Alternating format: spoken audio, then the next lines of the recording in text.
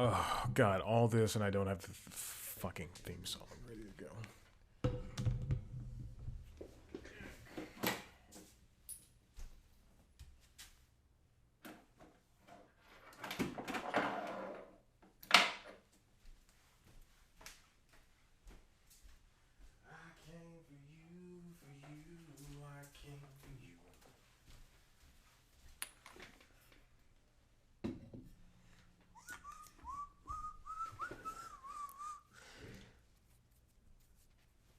I came for you, I came for you.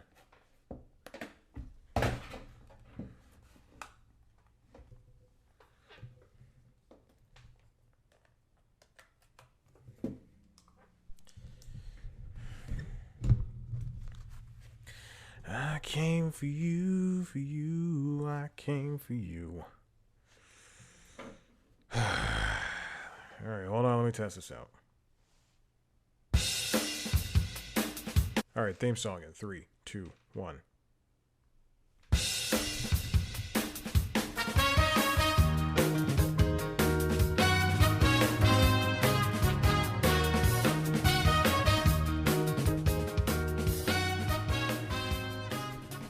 And welcome back to the Constitutionals Podcast. I'm your host, Chad White. If you didn't know, this is the premier podcast for the website, cpluscomedy.com. Like I just said, it's a website. Go there. True or false? I tried to record this show about 35 minutes ago. 45 minutes ago at this point. 45 minutes ago, the Canon camera that I use, the very old Canon camera that I use as my webcam, has decided not to play well with the Mac. I blame every single party involved with this. Episode 246. Chad, what is this show called? The Constitutionals. I was in such a good mood. I was like, I'm going to record this show. I just finished a meeting. Lunch hour has started. I'm going to record this show. And yet, here we are. Pissing me off.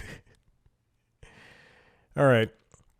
What's been going on? I hope you had a happy Thanksgiving. I know I bought a couple of things on Black Friday, including the new Ratchet and Clank game, which I was waiting to go on sale. I refused to spend more than $30 on it. I got it for $30. I was telling somebody the game had not been going on sale since it came out. The lowest I'd ever seen it was like $45. And I said, I'm going to wait to make it lower. I played about 30 minutes last night. Oh, boy, it's amazing. Just in time for them to put on the other Ratchet and Clanks on PlayStation Plus Premium streaming. Ridiculous. Thank goodness I have good internet, but still, it sucks for the person who doesn't have good internet, and you can't buy these games and download them. What else did I get? Fire Emblem, Warriors, Three Hopes. Excuse me. That's the title. Fire Emblem Warriors, Three Hopes. A fighting Fire Emblem game. A Mushu style, that's what it's called. It's like Dynasty Warriors. I only have Hyrule Warriors, the second one. Age of Calamity. I have that one. So those are the Dynasty Warrior style games I bought. Because they're good, and they have those stories that I like. And what else? And Horizon. Horizon Final West, whatever, the second Horizon game, also on sale. And that's it. Also, even better news. Not better news. The old laptop works. It's off to the side here. And now I can do things that I want to do with that. I don't know what I'm going to do with that now because I have this friggin' Mac. I charge it up. I keep it ready to go. Just like yesterday, I'll just say it. I downloaded some ROMs. For a Wii I bought. I bought a used Wii for $37. Let me tell you, if you buy a used console, also it was $37. Just keep mentioning that. If you buy a used console for somebody who has children, clean that thing off. Because the Wii was the most disgusting thing. Now, I did buy a used PlayStation Vita months ago from a guy who did not keep it in any kind of cleanly shape. I'm not kidding. I'm still digging out like brown crust, and I don't know what it is. I know I've mentioned this before, but he actually, you know what? These because I'm gonna sell these games that he gave me, but it's all these weird. I don't want to say weird. All these like anime style games that he gave me, and they're and I just assumed that he was doing unsightly, unruly things to those to the girls in those games. Hey, let's get on with this show. This is the first story coming from Chris Welch. Now, I was going to do an episode about 3 weeks ago, then I just plumb forgot. So these stories are kind of old. This comes from Chris Welch over at The Verge. Peacock makes big play for cord cutters with live TV from all local NBC stations. Joining the ranks of CBS All Access, now Paramount Plus, NBC's or Universal's Peacock, NBC Universal's Peacock is really tripling down on the streaming bet. Last year, earlier this year, I guess it was noted that this television season, the 2022-2023 television season, that that Peacock was going to be the home of all NBC Universal shows from this point forward, the streaming home rather.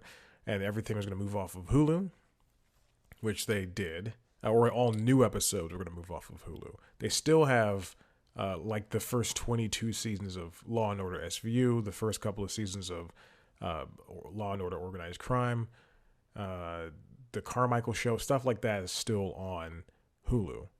It's just like the new episodes aren't going there. And then they really doubled down. They really got down to sports. So now you can watch the soccer matches on there that they have, and now like CBS All Access / Paramount Plus, you can access your live TV streaming on Peacock. Now let me double check because I remember when this was launched or when this was announced on November 8th that I immediately opened up Peacock to see if that is true. And if you go over here, I'm going to turn this down. Now if you go over to the Channels app on your, I don't even know if I even showed that correctly. If you go to the Channels app on your Peacock, you're supposed to be able to, and it's a slow rollout, so it's a very high chance that this is not, I don't have the Atlanta affiliate on here. Oh boy. I'm scrolling down. I do not like these free channels things because it gives you, there's just a bunch of crap on here. Like, sure, you have the SNL Vault and Fallon Tonight and some news stuff, but it just doesn't make sense to have all of this free stuff. And it's just a continue. Oh, okay, so it's a carousel. All right. Well, I don't see the Atlanta affiliate on here. Oh, boy, I got an email. It's from Google. It's a Chromecast email.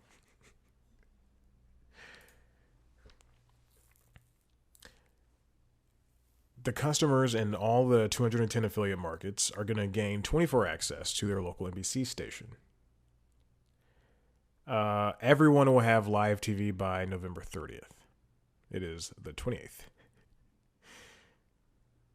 You'll see the new channel on the Peacock homepage that matches your local broadcast network, which means you'll be able to watch your favorite shows live. You'll be able to watch your news, at 5 and 6. You'll be able to watch what comes on at 7? Jeopardy, Wheel. Then you'll be able to watch at 8 o'clock the primetime programming. If you are a person without YouTube TV or YouTube TV or Fubo, Hulu with live TV. What is the one I'm thinking of? String TV? Is that a thing? I was in the beta for it when it first launched in like 2012. No, I was, 2014 because I was a senior in college. What is it? Sling TV.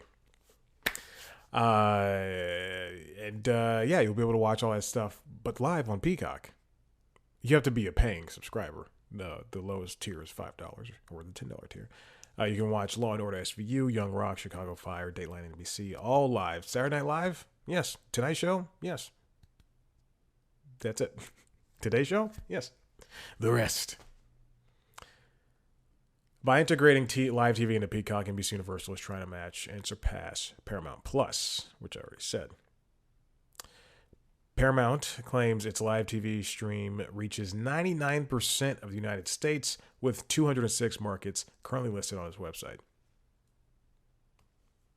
I remember when CBS All Access included that in with their the live stuff, that live affiliate thing, because I remember I always thought that was like a huge step for people who didn't want to subscribe to a cable type deal, and also didn't want to have an antenna hanging off the back of the TV, or just couldn't have an antenna hanging off the back of the TV.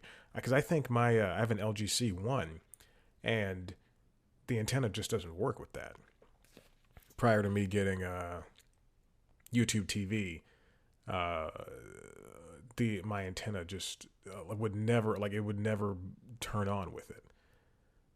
And the antenna's right here, just pointing to it. No one can see.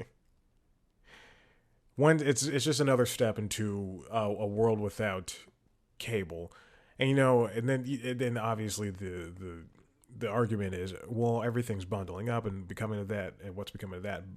However, there's a question of, what if the people never get the bundles, the Disney bundles and all that stuff? What if they just rely on CBS All Access, Paramount Plus, Netflix, what other? Oh boy, a meeting was canceled.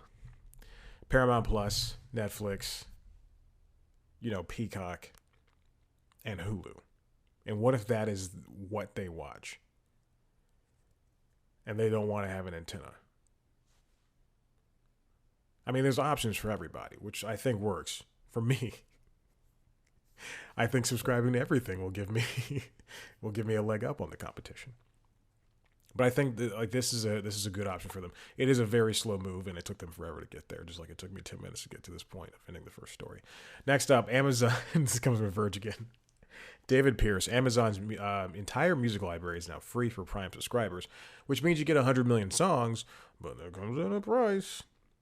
Amazon took this step of opening up its music offerings. I believe before they had this plan, there was Amazon Music was not included with Prime, I don't believe, and I think it had half the music, like something like 10 million, or like not even 50, like 10 million or something.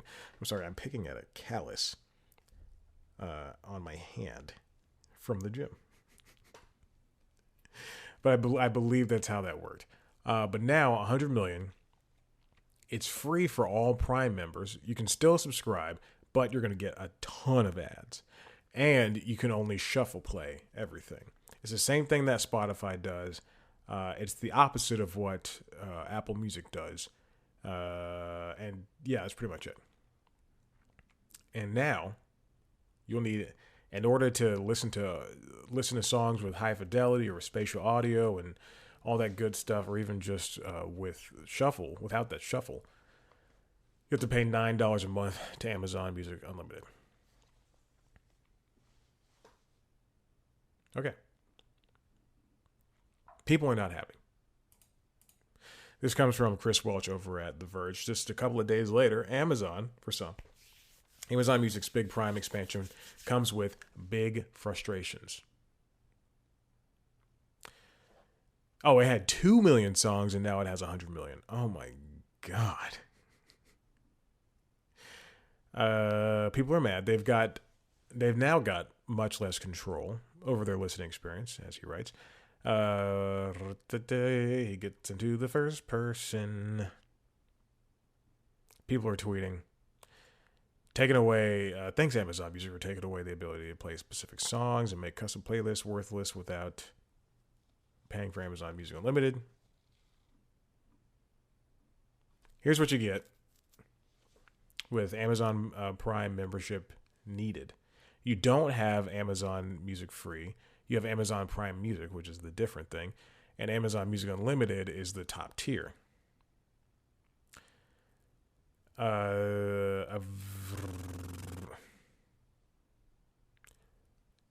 You You get all the music ad-free, most ad-free top podcasts, all access playlists, which means pick and play any song on demand with no skips, or download them to listen offline.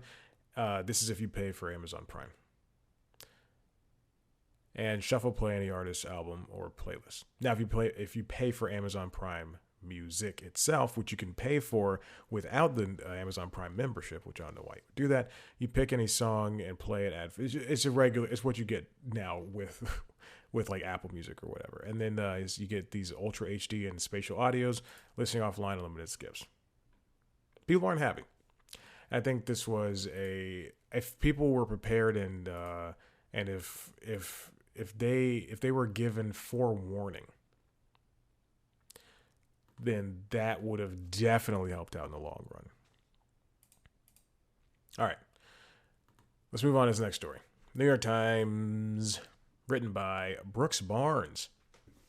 Hollywood horror blockbuster. 2 leading producers will soon join forces. This is about Jason Blum and James Wan, probably the biggest names in horror right now.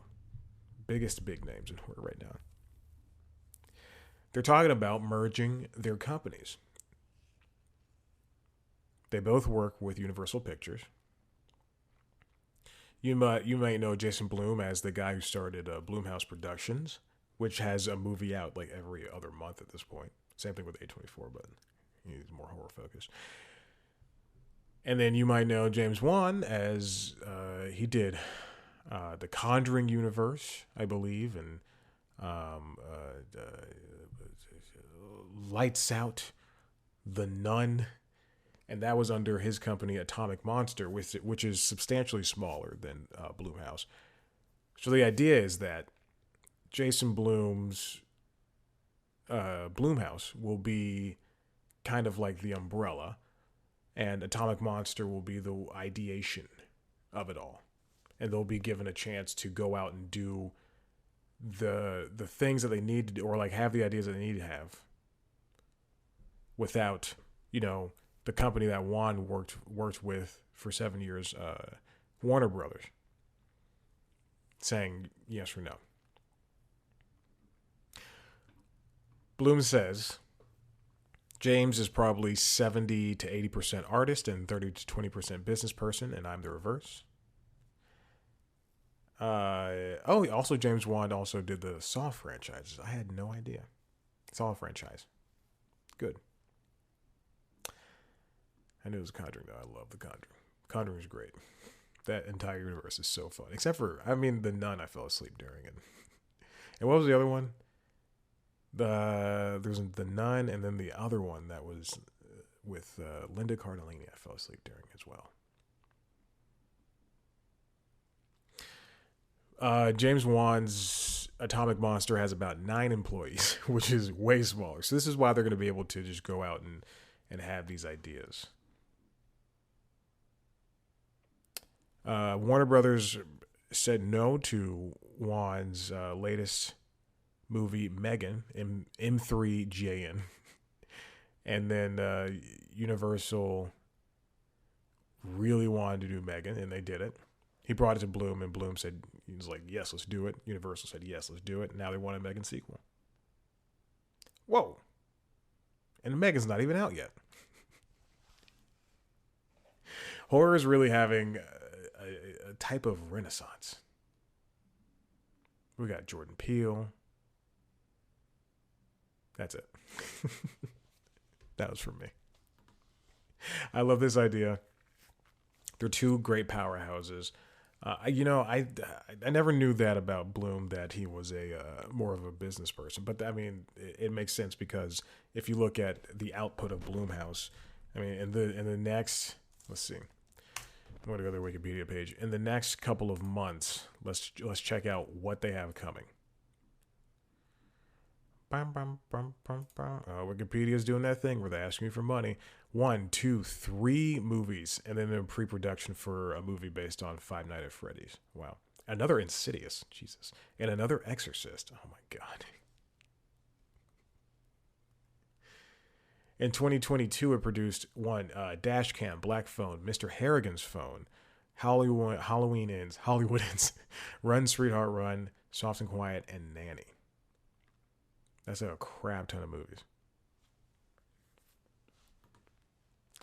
Let's see where this goes. This one comes from the New York Times, written by Trip Mickle, Benjamin Mullen, and Kevin Draper. Why the NFL's big streaming deal is going into overtime. I think a couple of... Either I wrote this down as an idea for news time, or a couple of the last episode of this podcast. I said Apple TV was in the mix of the NFL Sunday Ticket, and that they didn't want to. They wanted it, but they kind of didn't want it. They're being a little coy. Now, as it turns out, the Sunday Ticket is still up for grabs, and not just Apple, but Google also wants it. And every single one of them, and some other competitors, and everybody is willing to pay for it. Google has stepped up, and they want to add it to YouTube TV. Amazon and ESPN, Disney's ESPN, are also interested in Sunday Ticket. This is a huge deal for Amazon too, because they just got the rights for Thursday Night Football. I think, if anything, Sunday Ticket should not be beholden to one provider. I think it'd be best if, because we saw how they did with DirecTV, and yeah, you once ruled the landscape, but DirecTV is now going the way of history, and slowly dying until one day in a couple of years it will not be here anymore. And hitching your horse to one company is not going to be a good enough deal. I understand that, yes, this is how they did it in the past, but I can subscribe to AMC Plus, for instance, on Apple TV, Amazon, YouTube TV by itself, and Hulu. That's 5 different avenues in order to access AMC Plus. And there's probably more, but I just don't even know them or care about them, care to mention them. It's probably the second one. So it doesn't... I think in the long run, the easier thing would be to hop aboard everybody and just say, okay, if you want to subscribe to NFL, if you want to subscribe to the Sunday Ticket, you can get it on Amazon and YouTube TV and by itself and Hulu and ESPN. Well, that wouldn't make sense. ESPN wouldn't make sense, but that's how it makes. That's how it should work now. Robert Kinkle, YouTube's chief business officer, played a key role in Google's pursuit, though he will take a new job early next year as chief executive of Warner Music Group. Mr. Kinkle has committed to working with YouTube to see the deal through. 3 people familiar with his priorities said. He's got a relationship with Brian Rolap, the NFL's chief business officer, who worked with Kinkle during Google's unsuccessful bid for Sunday Ticket in 2013. If you don't know Sunday Ticket, it'll bring brings out of market games to subscribers, and NFL Network and Red Zone channel, all that stuff. I mean, you already get NFL Network, but the Red Zone channels where Sunday they'll cut to the action live of whatever games are playing.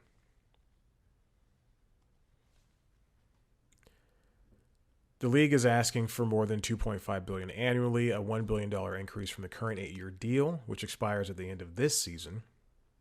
It wants a long-term partner for the rights, having locked up its marquee packages last year for games on Thursdays, Sundays, and Mondays with 11-year agreements.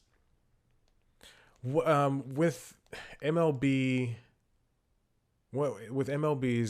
thing and NBA's thing, I can go to Amazon and get both. Or I can go directly to those apps and get both of those.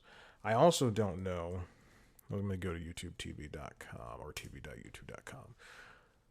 I also am unsure if I can subscribe to MLB via the... Let me just type in MLB. MLB.tv. Yes, I can subscribe to MLB.TV on YouTube TV. Now, can I subscribe to NBA League Pass on YouTube TV? Yes, I can. I mean, that it's just an easier thing for you to be able to subscribe and save money, or just have it all come in one bill like that. Why? I wonder why they are going for this antiquated idea of one provider. Because if I can watch MLB games on Apple TV Plus, okay, I have an iPhone. I don't, but let's pretend I have an iPhone and an Apple TV, and I can watch Apple TV games. I mean, excuse me, I can watch MLB games. I can watch 10 of them a year, 10 of them a season rather, straight, every Friday night and every Sunday. So I can watch 20 of them for 10 weeks straight, on my Apple TV or on my phone because of the Apple TV app. And those are games that I normally wouldn't watch, but the option is there. Plus, ESPN also has some games. Plus, the MLB network has one or two of themselves. So wouldn't that be better to be able to have those options than to have the one place where I pay $60 plus another $60 too? There are some stepping stones in the way. The slowing economy could create another challenge for the NFL as it tries to close a deal that could top $10 billion over its life. Tech and media companies alike are under pressure from Wall Street investors to cut staff and control spending, a reversal of years of lavish spending. The downturn has helped sour some Wall Street analysts on Amazon's $1 billion a year for Thursday Night Football. Tom Forte, an analyst with D.A. Davidson, an investment bank, said he was skeptical that the company would bring in enough Amazon Prime members or advertising revenue to cover its costs. He added that Amazon struggled to make money meant it was highly unlikely to make a serious bid for the Sunday ticket. I've tuned into some of those Thursday night games, and it's very cool to see the technology they use and they implement within the players in the field and stuff in the booth and stuff from the booth, and it's very high tech. Some might say superfluous. However, I do think it is a good addition to have alongside the traditional broadcast, and the same thing goes for the alternative broadcast commentators that they have up there as well. If I want to watch it in Spanish, or with a bunch of dames talking about the boys down there, then I want to do it. There's more skepticism about the viability of the bid from ESPN. Rich Greenfield, an analyst at Lightshed Partners, said Robert Iger's return as chief executive which we'll talk about in a second, which made Disney, which owns 80% of ESPN, more likely to cut costs at ESPN or to sell it. I don't think they're going to get rid of ESPN, which we'll get to in a second. Google's also has pressures mounting as well. Sunday Ticket is a huge golden ticket, really, for these people, for these companies. And again, I think it's best for the NFL to really check out its options and spread itself across multiple partners. The same, like instead of if they really want to be a part of ESPN, and if they really want to be partners with ESPN and be partners with Apple TV and be partners with Google, and Amazon, I think the best idea for them is to just make a separate app and go, okay, they get a piece of the pie, we get a piece of the pie. It may not be that 2.5 billion, but we are working our way towards that. Or they might even get that 2.5 billion, because someone might go, like someone like me, which I will never do this, but they might go, hey, I have YouTube TV, I'm going to subscribe to it. The other person who doesn't have YouTube TV and doesn't have ESPN Plus could go, well, I have it on. I want to watch these games, and I have Apple TV. Let me do that. Anyway, I mentioned it before, and I'll mention it again. Bob Iger is back as CEO. We've got so many stories covering this, so let's get to it. Cynthia Littleton over at Variety says Bob Iger is back as CEO. Bob Chapek is out. Board cites, quote, complex industry transformation for shocking C-suite scandal. You've heard everything about it, so I'm going to blaze right through this. Robbie Whelan, Emily Glazer, Joe Flint, and Jessica Tunkel over at the Wall Street Journal. Walt Disney CFO, others brought concerns to board over Bob Chapek. Let's get started there. Behind the surprise change in leadership at Walt Disney on Sunday, which was last Sunday, was festering discontent among investors and top executives, including Chief Financial Officer Christine McCarthy, who in recent weeks had expressed to directors her lack of confidence in Chief Executive Bob Chapek, according to people familiar with the matter. Now, the problem was the last quarter, the fourth fiscal quarter earnings were just abysmal. Like, Disney had its worst earnings in such a long time. And the big thing about it is that the board did not have confidence in Chapek. And it turns out, I think the Friday before, and I learned this on CNBC, watching it last Monday was just insane. Or was it the Monday before? Anyway, it doesn't matter. That Friday before everything happened, apparently, this is so crazy. It's so funny. Apparently, the board, which Iger is on, approached Bob Iger, and said, you got to come back, baby. They didn't say it like that. You got to come back, baby. And then this man apparently agreed. That Sunday, because it was last week. So that Sunday was the Elton John concert that was supposed to air live on Disney Plus. It did air live, and Elton John did his thing. But prior, this is so crazy to me. Prior to that concert, Bob Chapek, that then CEO of Disney, was supposed to introduce Elton John. He was because they had like all these famous people there because this was his last North American show in LA, and it was it was a lavish event, sold out crowd, and Chapek was supposed to introduce Elton John. Can you and then he didn't. And he lost his job. Now, can you imagine running the biggest media company in the world and having this dream thing of like introducing one of the greatest artists of the world for his probable last, who knows, he said this before, but last North American show, only to like within just hours, just be announced that you lost the job to the guy who had it before, plus you don't get to do his dream thing. That's crazy. That is the craziest thing. Iger's back, and I'm excited.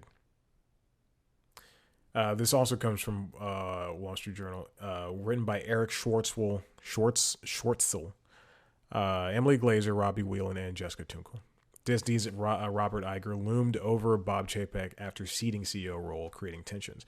Again, Iger he left the company, but he never really left the company. And the idea that he was still on the board, he was kind of hand-holdy, especially in the early parts of the pandemic, which he probably should not have left during the pandemic. He should have. Let's see. And it just doesn't, during all the staff cuts that were happening during the COVID-related staff cuts, Iger was not excited that had happened.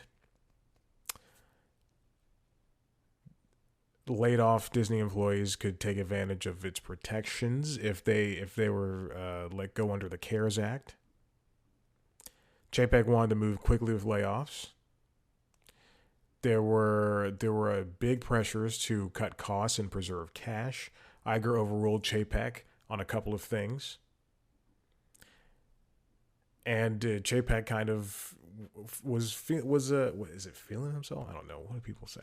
Was kind of angry at or mad or just never really felt like he was in charge of the company. The Don't Say Gay controversy should have been handled differently, which is uh, funny considering that Chapek agrees with DeSantis over there in Florida. That's neither here nor there. So what does Iger have to do? This comes from Natalie Jarvie over at Vanity Fair. In order to right the ship, streaming is losing a crap ton of money. Disney Plus is was one of the fastest growing streaming platforms, and then it just kind of leveled out and tapered off. And now there's kind of a discrepancy between Disney Plus and Netflix and all these other and HBO Max, including all these other streamers that are losing money, and they have to find a way to make more money. Disney Plus and Hulu. Hulu is so different from Disney Plus, but in the end, I really think that those two things should not be. They should be independent of one another. They've got to bring Lucasfilm back, make some more Star Wars related stuff, but they've got movies from Rian Johnson and Patty Jenkins that never managed to leave the shuttle. And back to Hulu, they've got to figure out what's going on with the Hulu situation. NBC Universal's still owns a big 33% stake that is going to go into. They're already in discussions for what should happen with it. Disney and NBC Universal, but should the idea be Disney sells the rest of the stake or sells controlling stake over to NBC Universal? Do they try to buy out NBC Universal outright because now they've got Peacock? I mean, if you ask me, I think what Movies Anywhere, Disney owns Movies Anywhere, but they partnered up with Warner and 4 other studios. So why not, in order to put their movies and stuff on it? So why not just let Hulu be the Poland? Did I do that right? I don't know. We'll see what that arbitration happens. What's going to happen with ESPN? Again, ESPN was, I think, maybe 2 or 3 months ago. ESPN, an analyst. An activist investor, is that what they're called? Activist investor or activist analyst? Activist investor, sounds right. Said that Disney should get rid of ESPN. Rumors were that they're going to spin it off into its own company or just sell it off entirely. I don't think that's right. I think they should keep that. And then also Iger needs to find somebody who is a better replacement. And it's I've mentioned this before, especially in my dislike of Chapek, that I don't like Bob Chapek. The idea was, or when Iger left, it was essentially found that Chapek was more of a businessman and Iger led more with his heart. And when you're leading a company like Disney, I think in the end, you kind of got to go with the heart thing, because Chapek was a parks guy. He was a business guy, and it never made sense for someone who, I'm not gonna say he doesn't care about the company, but for someone who just doesn't jive with the Disney culture. Disney's about family and heart and love, and it's never been about. I'm talking about the broader picture. They don't make they're not making Wolf of Wall Street. They're making The Little Mermaid, which obviously are two different things. Okay, I don't know what that is. Oh, I know what that is. Okay, anyway, I just got an email. So, I mean, in the end, I think Iger's got to find. Along with finding somebody who can run the company not the way that he did, but in a newer way, similar to how he ran it. Disney just needs to. Disney needs to go back to its roots. because it's never going to be an Apple. The Apple and Disney are two, obviously being in two different mediums, but they're two different companies. You can kind of put Steve Jobs into Tim Cook, even though if Tim Cook waters down what all the Apple technology, if he makes if he doesn't make it, but if every iPhone for the past 5 years comes out and is essentially the same, you can't really say that about a Disney movie, except for the Marvel movies. You can't really say that about a Disney movie that they're all going to be more or less the same. That being said, Strange World did lose $147 million this past weekend at the box office. Was that Disney? Was that Disney or was that Pixar? I was saying this to myself. They shouldn't have released. As much as I don't like the movie Luca, they shouldn't have released that on Disney Plus. But they had to release it. What do you do? What do you do with it? What happens in streaming? Listen, I'm done here. If you like what you heard here, I don't know why you would. If you want to see a video version, head to youtube.com/C+comedy, where you can see also news time sometimes. Twitter, Instagram, Facebook @C+comedy, TikTok @C+comedy. Interviews are coming. I recorded one. Still waiting on another one. They're both from the same press junket. Listen here, PR people. If you want me to do my job. It was for the Bumper in Berlin press junket. I mean, and it's so frustrating. They only give you like a couple of minutes. And then I didn't get a chance to talk to the star like I was supposed to. And now it's after Thanksgiving. And I got an email the day before Thanksgiving. Hey, where are you going to put up the interview from the creator? And I'm like, that's 5 minutes long. What am I going to do for 5 minutes? Come on. I didn't say that was 5 minutes. I said, hey, I was just waiting on because they know the length. I'm waiting on the interview with this other person. And I never got a response. All right, here comes the outro. Goodbye.